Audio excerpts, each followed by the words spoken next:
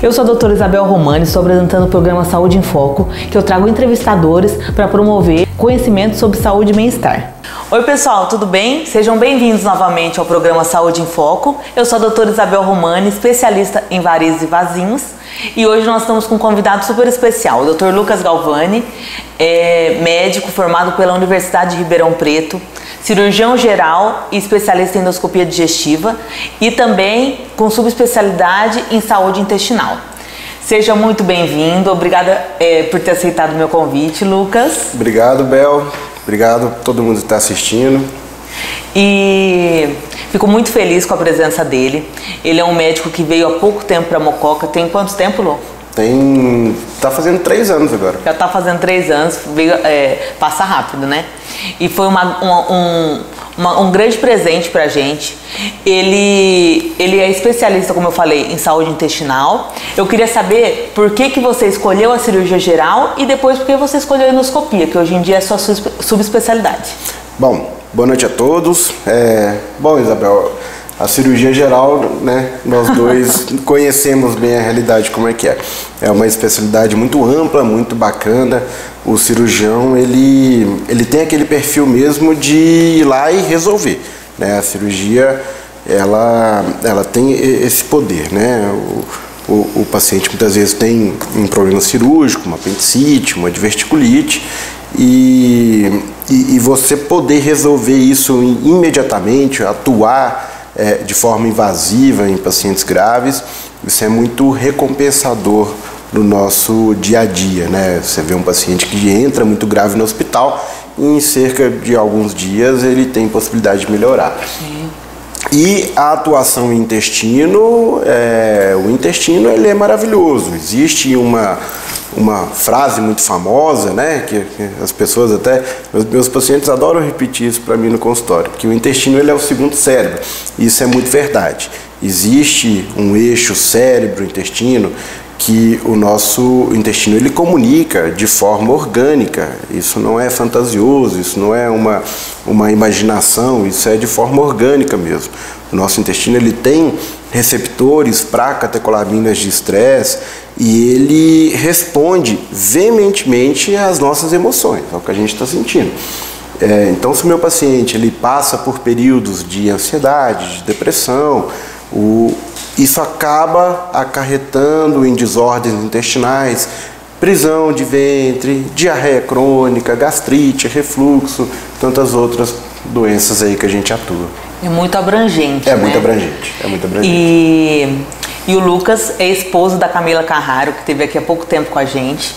E foi devido a ela, que ela é de Mococa, que você veio pra cá, não foi, Lu? A minha família é de Mococa, eu tenho raízes aqui na cidade, o meu pai é mocoquense, né? Mas o meu avô, em 86, ele mudou para Patos de Minas, onde eu nasci, e conheci a Camila em Ribeirão. Eu estudei em Ribeirão, fiz a minha especialidade em Campinas, tinha voltado para Ribeirão Preto, comecei a namorar com a Camila e aí as raízes mocoquense, a esposa mocoquense, até então era só namorar, né? Viemos casar aqui na cidade. E aí não teve jeito, né? É uma cidade maravilhosa e me sinto muito bem-vindo e muito acolhido pelo povo mocoquense. Sim, e hoje em dia eles estão com um projeto aí, na fase final, com uma super clínica, que vão trazer uma super inovação para Mococa, não é verdade? Estamos levantando Clínica as paredes. Carraro Galvani. Exatamente, né? Estão levantando as paredes lá, vamos fazer uma clínica bem bacana, onde a gente vai ter... teremos a parte de endoscopia digestiva, a parte de colonoscopia, uma clínica de vacinas, a parte também da Camila com atuação em prevenção, promoção de saúde, emagrecimento, obesidade. Vai ser bem interessante, diferenciado, bem bacana. Muito legal. E Lucas, eu gostaria de saber um pouco mais sobre... Eu tive várias perguntas que eu te fiz uma chamadinha que você viria aqui, e uma das principais foi assim: o pessoal confunde muito doença do refluxo gastroesofágico e gastrite.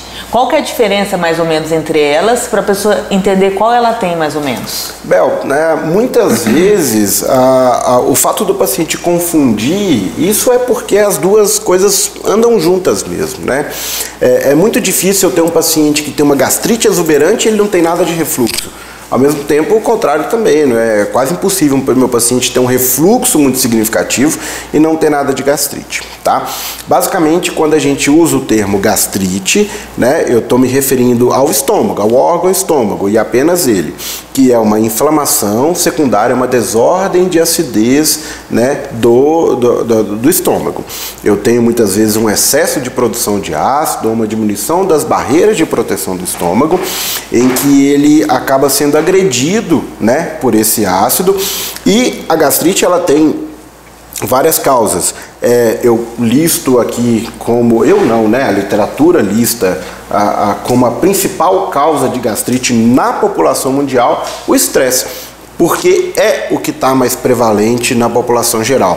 Mas eu não posso esquecer também de gastrite decorrente dos alimentos, né? Uma gastrite alimentar, uma gastrite infecciosa, né? Por exemplo, com a infecção do H. pylori, que eu quero entrar um pouco mais em detalhes sobre isso, uma gastrite muitas vezes autoimune e tantas outras, né, que existem. A questão do refluxo é quando eu já tenho uma ascensão desse material ácido pelo esôfago e eu tenho aqueles sintomas de azia, má digestão, né? Muitas vezes o paciente piora quando ele deita, porque na posição deitado o refluxo, né, a ascensão desse material ácido acaba sendo mais prevalente. Meu paciente às vezes me procura com tosse seca, né? É muito comum essa queixa. Tosse seca crônica, né? Às vezes o paciente ele vem da própria Camila, né? Que é infectologista, de outros colegas que são pneumologistas. E ele procura primeiro o pneumologista achando que está com pneumonia, ou otorrino, né? Com dor de garganta de repetição. Isso é comum. E aí ele, na verdade, tem refluxo. E quais são algumas medidas para o pessoal conseguir ter menos refluxo, menos gastrite? Bel, o que você indica? Olha, não existe falar sobre desordens do trato gastrointestinal, seja ele do trato gastrointestinal alto, que a gente está falando de esôfago ou estômago, ou do trato gastrointestinal baixo, sem falar em alimentação. Começa por aí. Eu sempre falo que o meu objetivo é sempre deixar meu paciente bem, com certas liberdades alimentares, porém com o mínimo de medicação possível. Sim. Então as medidas comportamentais, elas são muito importantes para esse paciente, como por exemplo, não ingerir muito líquido junto das refeições, não deitar imediatamente depois de se alimentar e, claro, escolhas alimentares corretas, né? Aqueles alimentos ditos ultraprocessados, eles obviamente vão trazer um fator inflamatório mais significativo para o intestino e piorar essa questão de gastrite e refluxo. A gente tem que ter realmente uma mudança alimentar e eu gostaria que você falasse um pouquinho sobre isso, sobre a desbiose que hoje em dia está na moda, né, Lu? E sobre esses alimentos inflamatórios. Bel, eu acho de grande importância esse tipo de material que você publica, né, falando principalmente dessa questão alimentar, porque aquela velha máxima, ela é verdadeira, a gente é o que a gente come. E alimentos muito inflamatórios, eles vão fazer mal não só para o intestino. Nosso corpo é um mecanismo cheio de engrenagens. Se uma delas não funciona, o restante entra em desordem, né? Então, a disbiose, né, que hoje em dia está na moda, né? Vamos falar assim. Uma palavra. Ela basicamente é uma desregulamentação da flora intestinal. É um desequilíbrio da microbiota intestinal. Eu uso um exemplo assim. Imagina que eu tenho um exército de bactérias boas e um exército de bactérias ruins no meu intestino. Elas convivem em equilíbrio. A gente também tem bactéria boa no intestino que nos ajudam na digestão e outras funções intestinais. Quando eu tenho uma queda, né, desse exército do bem, o exército do mal, ele cresce, ele começa a ganhar a guerra. E é aí que eu tenho muitos sintomas de má digestão, distensão abdominal, diarreia crônica. Disbiose, ela é basicamente isso, é um desequilíbrio dessa microbiota. O tratamento em si que é muito variado dependendo da causa. A gente pode usar antibióticos, probióticos, né? Mas claro que a alimentação e controle de estresse e atividade física é a base, é o dever de casa para o tratamento dessas doenças. Muito interessante. Eu gostaria que você falasse um pouquinho mais, doutor, sobre colonoscopia. qual que é a indicação, quando deve começar a ser feita, que é um exame essencial para o rastreio de câncer de cólon, né? Essencial e eu diria insubstituível, tá? A colonoscopia hoje, da mesma forma que as mulheres realizam o exame de mamografia por rastreio de câncer de mama, da mesma forma que os homens têm que realizar exame de sangue, toque retal por rastreio de câncer de próstata, a colonoscopia ela é o único exame capaz de detectar o câncer, né, os tumores do trato gastrointestinal baixo, dos cólons, né, o tumor de intestino grosso, de forma precoce. E a indicação, ela é unânime pelo Ministério da Saúde a partir dos 50 anos de idade, tá? Para todo mundo, homens e mulheres. E para aqueles pacientes que têm fator familiar positivo em familiares de primeiro grau, né? Pais, irmãos, filhos, com história positiva para câncer de intestino, antecipa-se em 10 anos, né? A 40 anos de idade. Porém, isso é no geral, na população geral, no assintomático, no paciente que não sente nada. Para aqueles pacientes que têm desordens do intestino, para aquele paciente que tem diarreia crônica, para o paciente que que já teve algum tipo de sangramento junto das fezes, né, sangue junto das fezes, é muito individualizado, né? Tem que investigar. A gente tende a investigar esse exame cada vez, pedir esse exame cada vez mais precocemente, tá? E a grande questão que eu estou procurando nesse exame são pólipos, né? Porque a colonoscopia, eu falo que ela é um exame tão maravilhoso, porque quando eu identifico pequenos pólipos, né, que são pequenas verruguinhas, né, sementinhas de tumor ali no seu intestino, eu tenho a possibilidade, Isabel, de fazer a ressecção desses focos, né, sem corte, sem nenhum outro grande procedimento, sem anestesia geral. E o que o paciente muitas vezes se incomoda é com a questão do preparo. Mas o preparo, gente, ele é uma diarreia. É uma diarreia que você programa um dia de ter, né? Aí é preciso que se faça uma limpeza intestinal para que essa colonoscopia ela não tenha nenhum resíduo. Vídeo, né? Um vídeo que entra pelo intestino para visualizar. Se ele está cheio de fezes, não consegue ser visto. Se eu tiver resíduo fecal, eu não vou conseguir ver nada ali, né? Por isso que ele tem que estar tão limpo. E eu falo que uma diarreia é ruim quando a gente vai para a praia e tem virose, né? Mas uma diarreia que programada eu programei em casa, na quarta-feira da semana que vem eu vou ter uma diarreia programada. Já cancela o... Você não vai no supermercado, você não vai receber uma visita em casa. Cancela o compromisso. Então... E é essencial, e né? frente à possibilidade de você fazer uma ressecção de um pequeno tumorzinho que está no teu intestino, né? E você se vê curado daquele desenvolver um tumor, é um exame, né, muito interessante. Só um detalhe que eu quero que ninguém se desespere aí, a questão de ter pólipos não significa que você tem câncer de intestino, calma lá. A grande maioria, imensa maioria dos pólipos são benignos, mas mesmo alguns benignos, eles têm possibilidade de transformação neoplásica, ele tem possibilidade de se transformar em maligno, tá? É por isso que é tão essencial a gente ficar vigilante nesses pólipos aí. Não, e a coluna, pessoal, igual ele falou, é um videozinho que entra pelo intestino e o médico vai lá e olha todo ele por dentro. É até bonito ver as fotos, né? Aquela foto é você se vendo por dentro, basicamente. Sim. E o que o Lucas falou é incrível, porque o pólipo ele é muito pequenininho, você consegue tirar aquilo ali. E o pólipo, ele seria, dali um tempo, né, de 5, às vezes até 10 anos, que o crescimento dele é lento, seria um tumor. Então você teria que fazer uma ressecção intestinal, às vezes ficar com aquela bolsinha de colostomia, muitas vezes faz uma perfuração na urgência porque tem um tumor. Então assim, você vai estar evitando um negócio gravíssimo no futuro. O paciente, fazendo uma prevenção correta, ele evita um problema gigantesco lá na frente. É por isso que é tão importante a gente olhar esse intestino por dentro. E quando a gente fala pequenininho, gente, é pequenininho mesmo, tá? É 3 milímetros, é pequenininho. Que a gente vê na imagem, parece grande, né? Mas é exame, a ressonância magnética de maior resolução do planeta seria incapaz de identificar lesões tão pequenas dentro do intestino.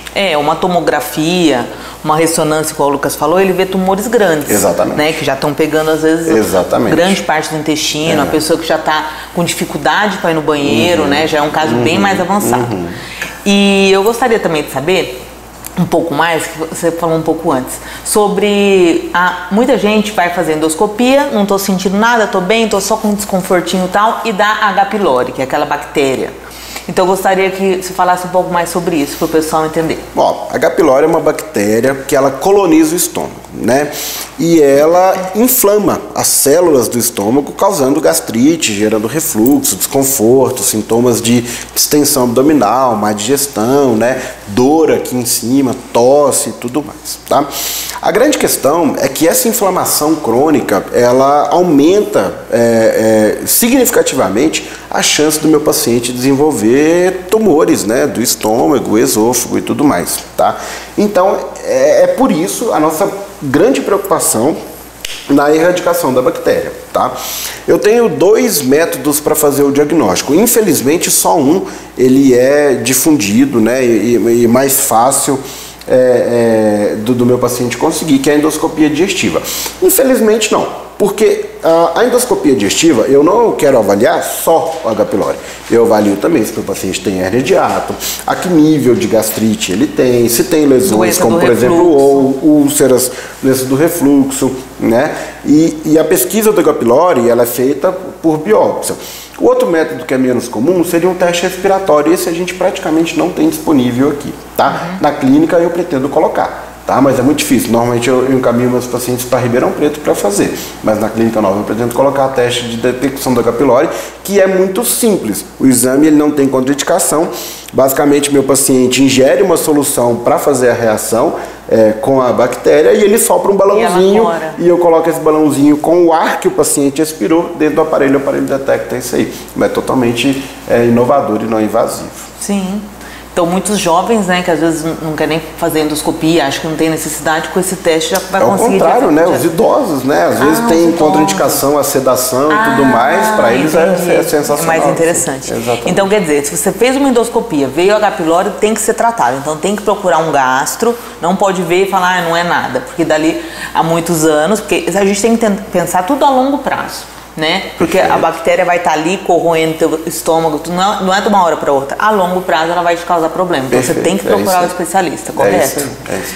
E eu gostaria também de saber um pouco mais que muitos pacientes, eles vão, às vezes paciente mais constipado tal, vai, evacua e tem um pouco de sangue nas fezes. E muitos falam assim, é hemorroida.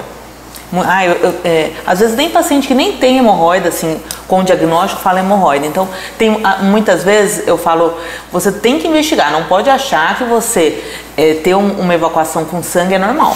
Não, de forma alguma. Então sempre deve ser investigado. É uma das queixas assim mais amplas que tem de investigação, né? O sangramento nas fezes, ele pode ser por doenças orificiais, como hemorroida, fissura, coisas completamente benignas, como pode ser coisas mais cabeludas também, Sim. como um tumor de reto, né? E hoje em dia, com o advento de ultraprocessados, tabagismo e tudo mais, o tumor de reto em jovens, ele infelizmente tem se tornado muito prevalente. Eu tenho pacientes com 40 e poucos anos, né, com diagnóstico de tumor de reto no consultório.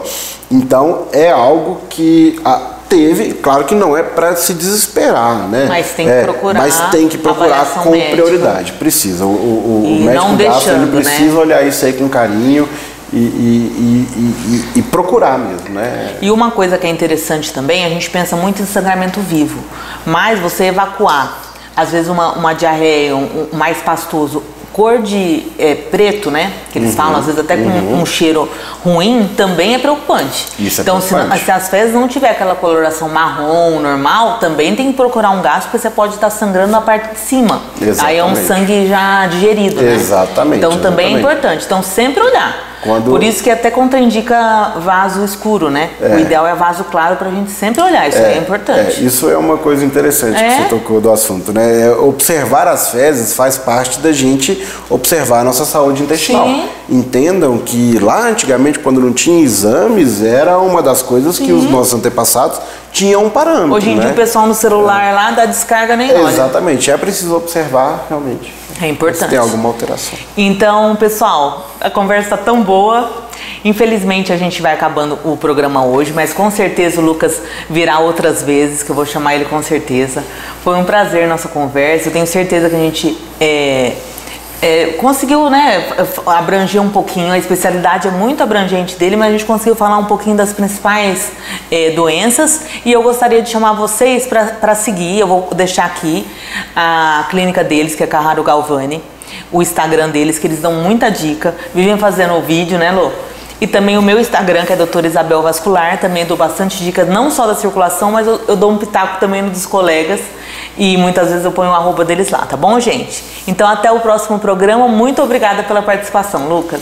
Obrigado, Isabel. Obrigado a todos por terem assistido, tá? Estou sempre à disposição. Nos procure lá nas redes sociais. Temos o consultório também, se quiser, né, entender um pouco mais sobre a saúde do seu intestino. É um órgão extraordinário, né? Através dele a gente pode descobrir muitas outras coisas, muitas outras desordens aí do corpo, tá bom? Obrigado mais uma vez pelo convite, Bel. Até a próxima, pessoal. Até a próxima semana.